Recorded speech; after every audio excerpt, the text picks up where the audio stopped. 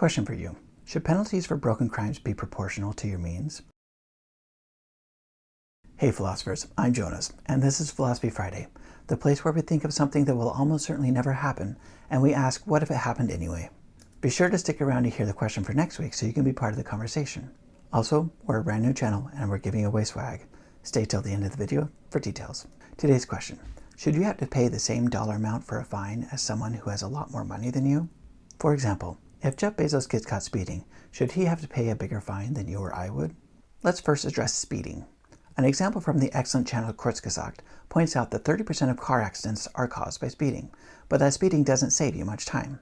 If your destination is 20 minutes away at 100 km per hour, 60 miles per hour, driving 115 km per hour, 10 miles per hour faster, will save less than 3 minutes, but your probability of a deadly crash increases by 60%.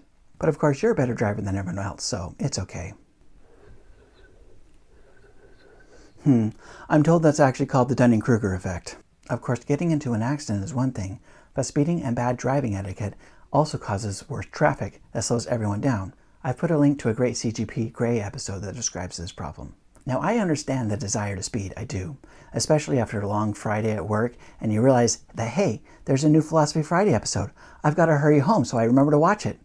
But that's why the subscribe button has a bell, so you get notified when there's a new episode and you'll remember to watch it, even though it takes you a bit longer to get home safely.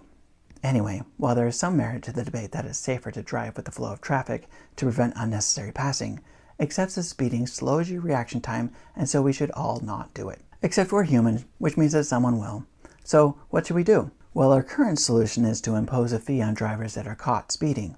But if you can easily afford the fee, is it really going to keep you from trying to get away from it? What's the saying? Everything is legal for a fee? Our justice system is supposed to treat everyone equally under the law, but depending on how you interpret that, it could mean that everyone pays the same dollar amount for a fine for the same crime, or that everyone should pay the same proportion of their means, so that everyone feels the same sting. This highlights one of the problems with this tactic. How do you calculate someone's means? Is it based off their last tax filing? If so, there's a lot of wealthy people who would just pay nothing and they get away with even more than they do now. But also, if someone hasn't any savings or income, could they just get away with whatever they want?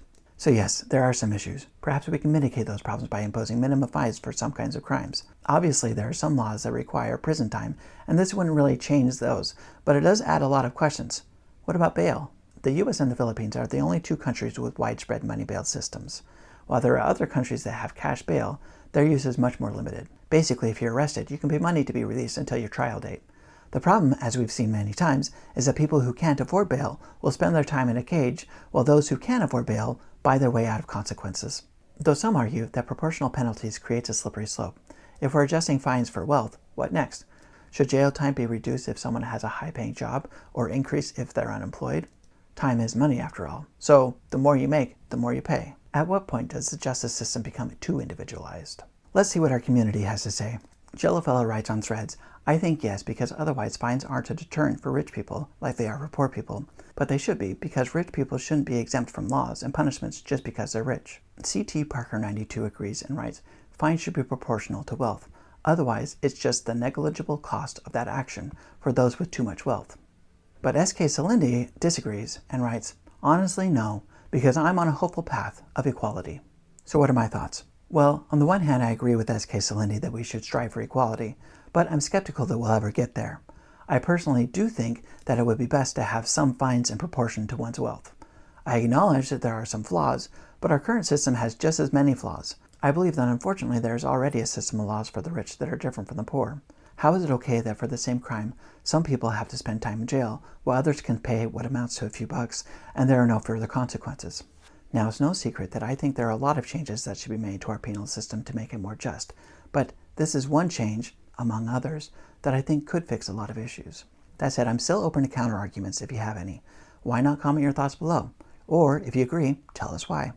Thanks for watching, and keep questioning. If you like this video, then join our conversation and tell us what you think. It's people like you who make these videos possible, and the best way to keep the community going is by joining the discussion for next week's video on the screen. I wanted to take a moment and show you some of the awesome swag we have for Philosophy Friday. There are polo shirts like this one, hoodies, mugs, notebooks, and t-shirts like this one. I absolutely love this t-shirt of Socrates on a half pipe. You can see all the awesome swag that Philosophy Friday has available Just click on the link to the store at philosophyfriday.com. Also, to celebrate the launch of Philosophy Friday, we're giving out free memberships where you can get discounts and free swag. So you can get yourself the same t-shirt for free if you win. To enter, subscribe and fill out the form. There's a link in the description. And comment on videos. You'll be entering into a drawing to win one of 15 different Philosophy Friday memberships worth up to $300. The earlier you enter, the more chances you have to win. Winners will be announced on the channel and via email. See the rules and the form to fill out in the description.